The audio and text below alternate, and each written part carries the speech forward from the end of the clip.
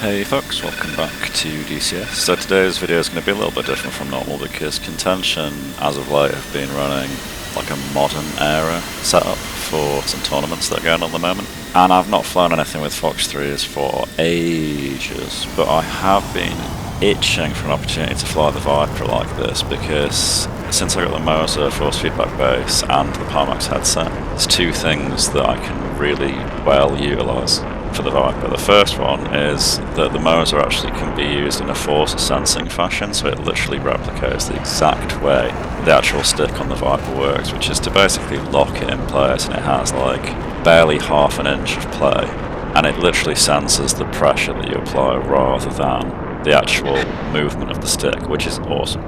And the other one is that obviously in VR you could just point your face to use the helmet sight.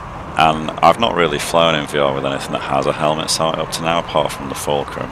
But I didn't get a lot of time to play with the Fulcrum before the Contention server switched rotations to one that's not got it on, or it's not viable to fly.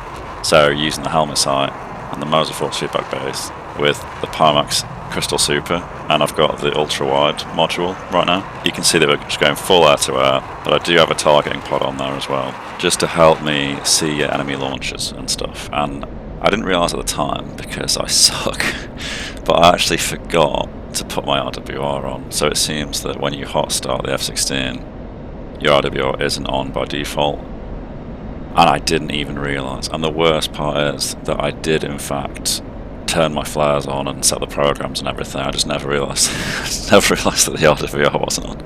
So it's a miracle I actually survived. But we've got a Hornet here at about 14 miles. You can see on the T-pod that he actually launches at the same time. I never get RWR warning. I mean, it's just as well that I need to defend anyway, because if I hadn't there, I would have 1,000,000% have eaten that missile. I almost didn't upload this video because I just feel like such a dumbass for forgetting to turn my RWR on, but what can you do, really? You live and learn.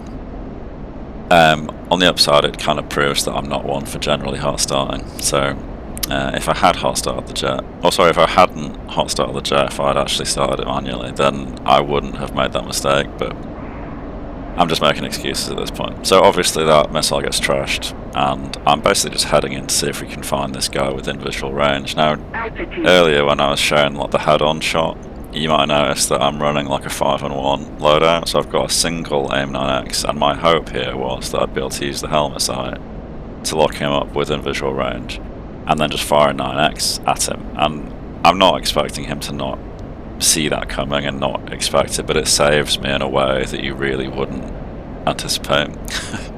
Maybe you would now that I've said that. There's also a replay bug, so in the track file, in the external footage, you won't see a lot of my missile launches. It's a bit weird, I don't know really why that's happening, but I'll point it out to you when it happens. So I'm using the data link to figure out where to point my face to find this guy. The dogfight mode really screws me here because I lose lock on him as he passes behind the hill, and I don't realise you have to basically flick dogfight mode off and then on to fire. We fire a 9X, which doesn't appear on the replay, and then my 9X actually shoots his incoming missile down. Otherwise we probably would have died there. Not that my RWR would have had anything to say about it. I'm getting a lot better in VR these days. I feel like I can actually track people through dogfights quite well. Getting much more flexible with more practice, so I'm feeling pretty good about that. So here I'm actually quite happy with how I'm able to like keep on top of where to look next. You know, like if they go out of the field of view of your eye line. I used to struggle to know where to look to find them again, because in track AR, even though that's not one-to-one, I was more used to how it felt in track AR, so I used to really struggle to transition. Anyway, long story short, managed to keep eyes on him through the whole fight, which felt pretty good. So here he is coming behind me. I'm doing much better maintaining energy this time. The last time I dogfought a Hornet in the Viper, I got absolutely absolutely handed to me, and the guy at the time was like carrying bombs and all sorts. This Hornet's actually carrying a fuel tank, and it looks like at this point he thought that he's just going to bug out and try and disengage. used the hills for visual cover.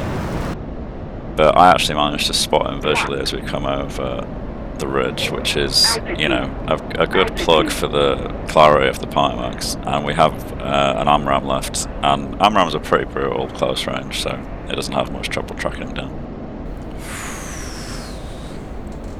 A breath of relief, but it's not for long, because immediately after that I notice on the data link that there's a guy at like 23,000 feet, basically right above my head, so I used the radar to slave to him and lock him up. And then at this point, again out of practice with the Viper, but I lost count of how many missiles I'd fired, and even though it's really obvious now that I look at the symbology on the helmet sight, I was just literally flicking to see if I had a missile left.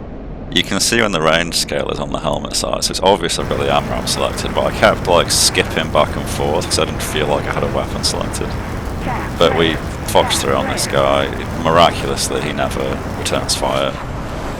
The whole time I was thinking he was just an imbecile. He probably was locking me and he was just trying to find me visually, and obviously my RWR wasn't on, so it was such a mess, this sword, but it miraculously worked out okay. I actually really enjoy flying with the Pimax now I've got my settings figured out.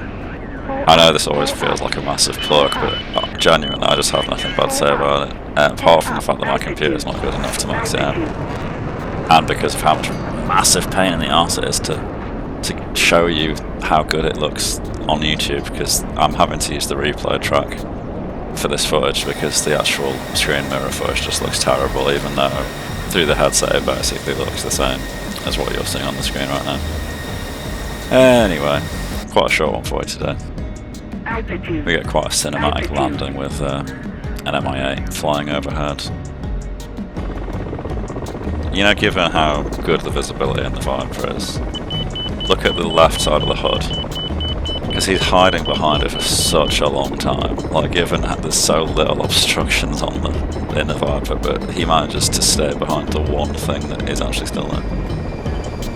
Quite happy with that landing, but really annoyed at DCS for only having tyre smoke come out of one wheel. Like, what is up with that? Why do you have to perfectly two-prong it for both tyres to pop smoke? I don't know, it's weird. It always annoys me. But that's going to be it for today, folks. Be sure to check out the links in the description if the Pimax headset is looking good.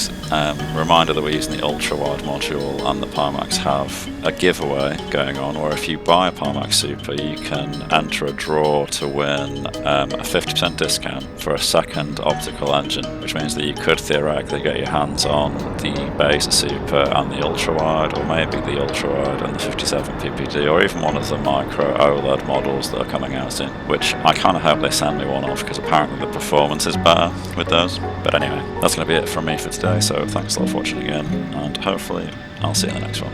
Cheers.